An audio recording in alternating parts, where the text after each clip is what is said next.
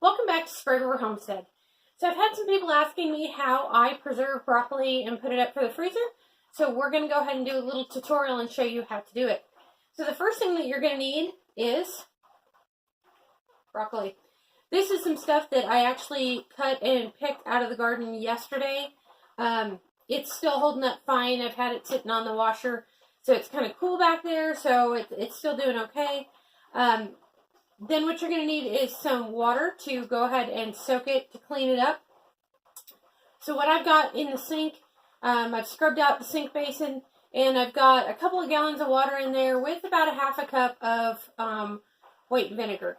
Now, the reason I do the white vinegar is because this time of year, a lot of times you'll get aphids in your broccoli, and the vinegar drives the little buggers out of there.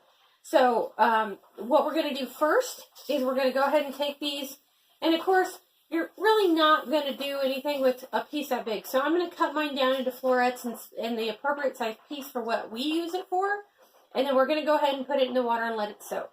Okay, so my plants were getting a little, well, this is the third harvest. So my plants were getting to the point where they just had a lot of little florets. So some of these I've just cut straight off. Because they've been sitting out overnight, I'm just going to trim off the ends that don't look so great and throw them in the water bath that I've got going on over here. Now, some of these are really long and really rangy looking. I still use them for stir fries and things like that, but I do go ahead and take the leaves off, and I will usually cut them down into pieces like about that size. And even these super long ones don't really bother me. I mean, it all tastes the same, right? So it doesn't really matter. It's all about how you want it to look more than anything. And then some of these bigger ones, like I said, I'm going to trim off the end. So I'm going to come up like an inch from the bottom. And you can kind of see that is about the biggest floret that I'd want to keep out of it. That's just me personally. I like it to not be too large, simply because I want to make sure that I get a good blanch on it and that I don't have any room for creepy crawlies to hide in it, because like I said, it happens. This is a time of year, especially in the fall, that we don't see aphids all year long, and then we get to the fall and for some reason they are everywhere. So they kind of hold up in whatever they can find. And this time of year it's my broccoli, now that I've got the cabbage picked. And, yeah, I mean, aphids gotta have a place to go too, huh? Now, we don't spray our garden. I prefer for aphids to use ladybugs, and of course it is way too cold for ladybugs right now. We've gotten as far down into, well, we've been in the 20s every night, unless we've made it all the way actually into the teens. So, what I'm going to do is I'm just going to go through this entire big batch. I take all the little end stuff that I don't use and just throw it in the composter for later. So once I've got all my broccoli florets in there, they're kind of floating on the water there. Go ahead and just kind of push them down in there. Now they'll keep floating because that's just, you know, broccoli is pretty light stuff. So come through, kind of shake them up in there every couple of minutes. This is cold water that I'm using. Again, with about a cup of white vinegar in there. About half a cup per gallon of water, and I've got about 2 gallons in there because this isn't a whole lot. So I'm going to come through and I'm going to kind of push them down, shake them around in there about every 15 minutes, and I'm going to let this stuff sit for about an hour. That seems to be the best as far as driving any bugs in the broccoli out, and then we'll come back, we'll rinse it, and we'll start blanching it. So once you've let your broccoli sit and kind of worked all the bugs out of it, then what you're going to do is you're going to go ahead and get a large pot and get some hot water boiling. Now, I go ahead and boiling water blanch my broccoli. You can steam blanch as well, and I've done that in the past, but I tend to get a bigger bunch of it in the pot to boil, so it goes a little bit faster. If you're not doing very much, you might want to steam blanch.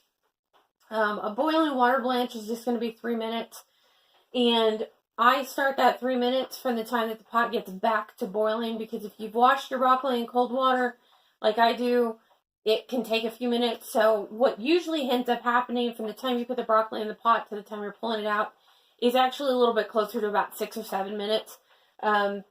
But that's what we're going to do first. So right now I've got the water boiling and I am draining off my broccoli.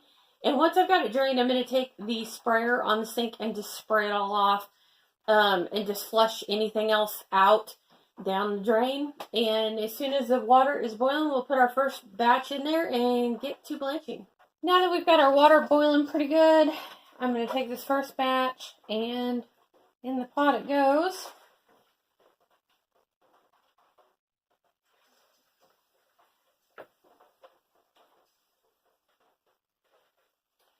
I'm not putting a huge amount in there. I want to make sure that I don't drop the water temperature too quick.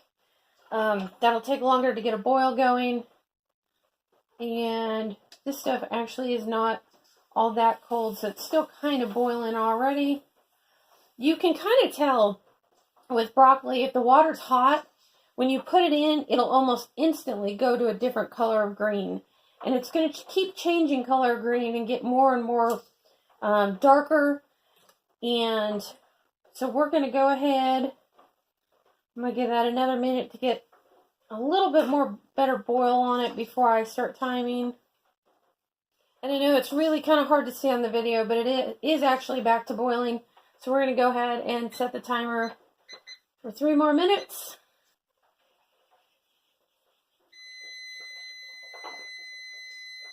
Alright, so now that our time is off, I'm just going to go ahead and pull it out with a slotted spoon. This is actually a baking dipper for dipping into dark chocolate and things that I have. Works really, really well because it's very thin wired and so it drains awesome. I think I got it at Michael's or Joann's. And the reason I do it this way and not just dump the pot out is because I have more to do. And getting the water back up to boiling at this elevation takes a little while. So it's just easier if you can keep your hot water. Alright, now it's time to cool this stuff off. So typically when you blanch, it tells you to put into a cold water bath or an ice bath to go ahead and cool it off and get it to stop cooking. What you're trying to do is stop the cooking process so that it doesn't get really mushy and gross in the freezer either. We don't do that. I don't give freezer space to ice. We don't have the white water in the door like some people do. And I'm not going to spend perfectly good money for ice. So we run off of a well and a cistern, and the water that we have coming out this time of year is cold. I'll turn the bed to your fingers bright pink in just a few minutes. So what I do is I just go ahead and do it until the broccoli actually feels cool to the touch. So it's no longer hot like it was when we were steaming it or boiling it. And just like that, I'm going to let that sit and get my next batch done. So when you're all done, your broccoli kind of looks like this. It should still be pretty firm. You don't want it super wimpy like if it had actually been boiled. Now that it's done, you've got 2 different ways to do it. Now, what we do, I go ahead and use a food saver and I vacuum pack it into small portions for just, one meal for Kanan and I. If you want to put it in a bigger bag and kind of take out what you need, what you're probably going to want to do is put it on a cookie sheet and go ahead and freeze them individually so they don't all kind of like stick together. I don't worry about it. Like I said, I do it individually sized for us for one meal. Once I'm all done with this, all I'm going to do is I'm going to take out whatever amount I want, vacuum seal it, and then freeze the whole package together. That way when I open it up to actually use it, usually I thaw it in the fridge a little bit or boil it or whatever I'm going to do with it. Doesn't matter to me if it comes out in one big clump because it's the size clump that I need. I'm going to go ahead and get this going while the rest of it goes, and I'll show you the finished product. There you have it. That is actually about 2 cups of broccoli.